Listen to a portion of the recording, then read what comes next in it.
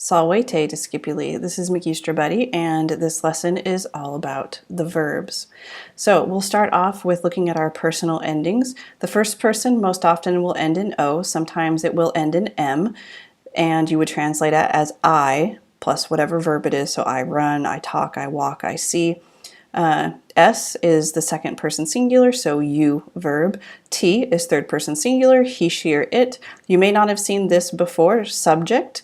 This refers to anything that the subject might be. So it could be grumio, it could be boy, girl, mother, whatever. Mus means we, tis is you all, so second person plural. Please get used to writing out you all so that I know you know. This is the difference from tis versus s. So you is you singular, you all is you plural, and t is they or subjects, as in mom and dad or the boys, plural. All right, and here's an example of these endings being attached to an actual verb, specifically in the present tense. We have our three principal parts here: porto, portare, portavi. Porto is right here, the first person singular, present, active, indicative is the first principal part. For the rest of them, you look at the second principal part, which is the infinitive. You drop the re, then you add your personal endings, which we covered in the previous slide. So portas means you carry. Portat is he, she, or it carries. Portamus, we carry. Portatus, you all carry. Portant, they carry. For example, we have grumio canam quoquit. Grumio is our subject. Grumio cooks dinner. This is an example of the whole subject carries. You wouldn't use he, she, or it here. You don't supply a pronoun because we actually have a stated subject. Here, however, we don't have a stated subject. The fact that the verb ends in an O means that it's I. So I am holding money. Curitis, tis is our ending, so we use you all. So you all are running into the kitchen.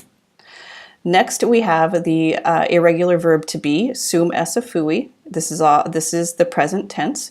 So we have our ending m, means I am, s you are, est he, she, it is, sumus we are, estis you are, sunt they are.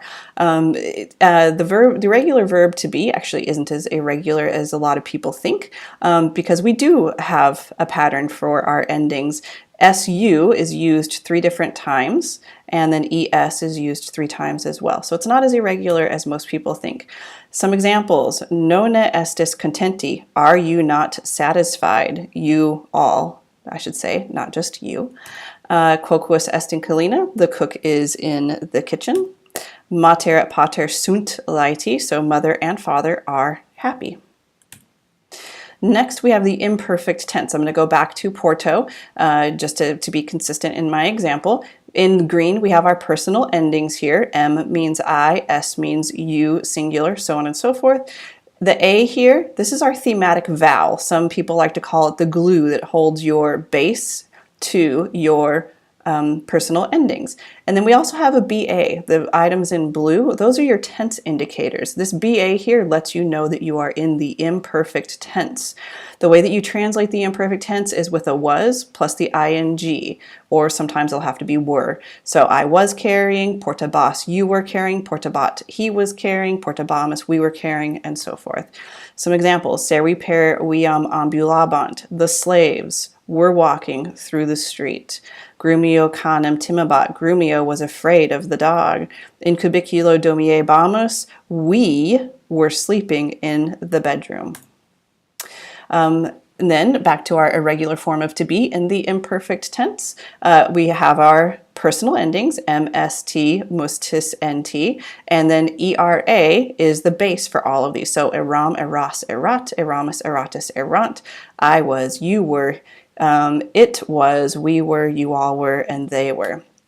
Some examples: Harry and Willa eramus. Yesterday we were in the house. Eramus homines, sed nunc sumus umbrae. So we were humans, but now we are ghosts. Eras discipula. You were students.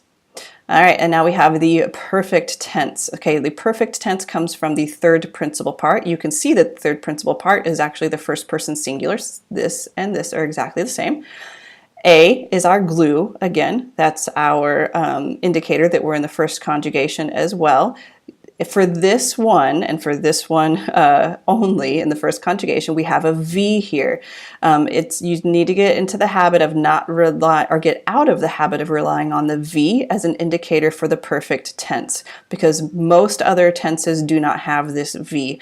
We'll see some examples later of ones that don't. So the endings are I, isti, it, imus, istis, and erunt. So completely different personal endings than what we had before.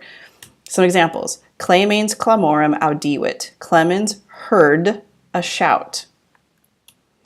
Caecilium salutavimus. So this mus here lets us know that we're dealing with the we. So we greeted Caecilius. Agricolae mercatorum pulsaverunt. Okay, the farmers hit the merchant. A difference between the imperfect tense and the perfect tense. The perfect tense, which is what we're looking at here, is just a moment in time. So this is something that happened very briefly. You did not do it over an extended period of time. Whereas if I go back to the imperfect happened over an extended period of time. So I used to run would be an example of the imperfect tense. It probably happened often, maybe every day, whereas for the perfect tense, to use the word run, it would be last night I ran down the street. Just happened once, not over an extended period of time. All right, this is the most recent tense that you learned. This was stage 16 last year, the pluperfect tense. All right, so this, you get the base from the third principal part. You ignore the ending here, the I, and you have your base. So you see P-O-R-T-A-V on all of these. And then eram, eras, erat, eramus, eratus, erant, which is, if we go back, it's our irregular verb to be. This right here, the imperfect of sum esse fui, is your ending for the pluperfect tense. So that's how you get that. You use the base here from your third principal part, plus the ending is the imperfect of sum esse fui. All right, some examples. In aula erat ursa, so in the palace was a bear. Quam rex ex Italia importaverat, which the king had imported out of Italy. So the way that you translate a pluperfect is you put a had in front of it. It indicates a past tense that happened before the other past tense in the verb. Here we have was, this is had. Let's look at another example. In atrio sedebant, hospites, quos ad aulam invitaveramus. So in the atrium, the guests were sitting, whom we had invited to the palace. So this was translated as were sitting. This was translated as we had invited. All right, one more example. Salvius me puniuit, quod e vila fugeram. So Salvius punished me because I had fled out of the house. So puniuit is the perfect tense, just a simple past tense. Fugeram is the pluperfect. You're going to translate it with a had.